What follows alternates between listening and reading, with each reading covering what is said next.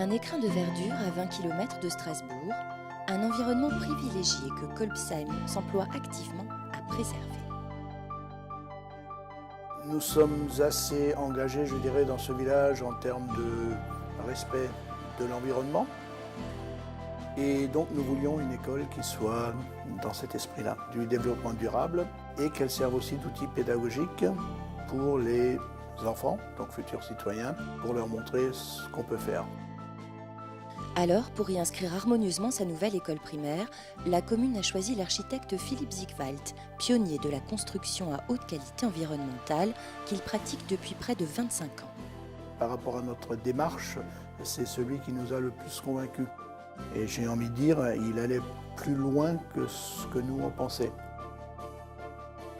Voici un bâtiment dit à énergie positive, des pompes à chaleur géothermique pour assurer le chauffage de l'école et en toiture, des capteurs photovoltaïques qui alimentent en électricité les pompes, l'éclairage et la ventilation. Le bâtiment est énergétiquement autosuffisant. Mais au-delà, au cœur de cette démarche, il y a un axe de travail majeur comme un fil conducteur, la qualité de l'air intérieur. Cela commence par un choix rigoureux des matériaux utilisés. Pas de bitume dans la cour de récré. Que du bois massif, sans lamellé collé, aggloméré ou autres produits dérivés pour la structure ou le mobilier. Tout est passé au crible pour limiter au maximum les risques d'émanation chimique.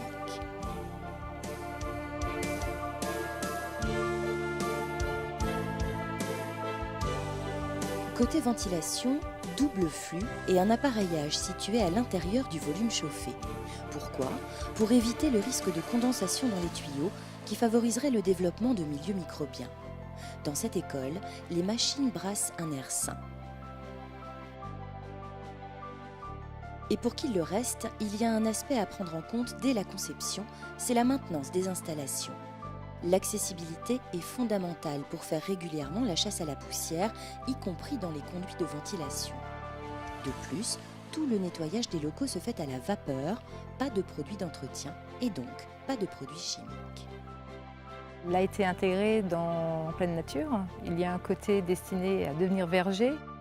C'est la patience, planter quelque chose, le voir pousser, en retirer des fruits ultérieurement. Et au-delà de l'apprentissage scolaire et culturel, aussi un apprentissage finalement sur les autres choses de la vie.